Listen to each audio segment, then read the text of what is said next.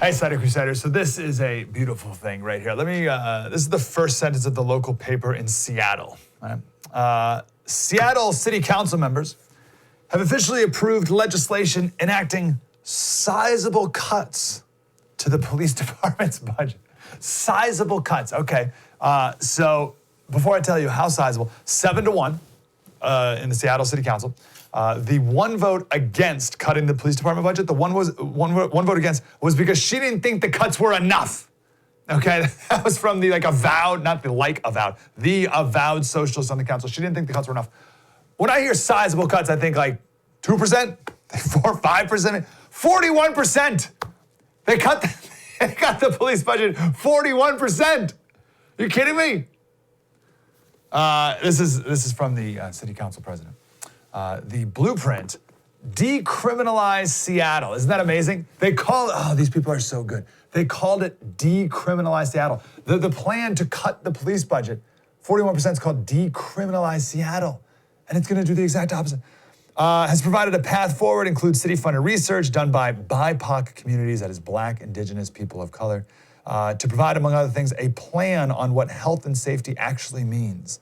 Included but not limited to alternatives to policing. Instead of buying bullets, violence, and intimidation, we're choosing to invest in peace and restoration in a community that has been ravaged by generations of racism. That's the city council president.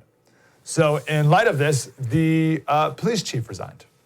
So the budget passed, the police chief resigned. Now, when I say police chief, imagine this person in your head. I would imagine the Seattle police chief. What does the Seattle police chief look like? Clearly a pretty racist person. It says right here, the city's been ravaged by generations of racism. So clearly we have like a Klan member running the Seattle Police Department. The police chief, until 2 days ago, was a Black woman. She's been on the force for 28 years. How many woke points do you get for leading a Black female police chief to resignation? Isn't that amazing? How woke do you think you are? Or do you get to claim you are? Do you get to celebrate you are that you got a Black woman police chief to leave?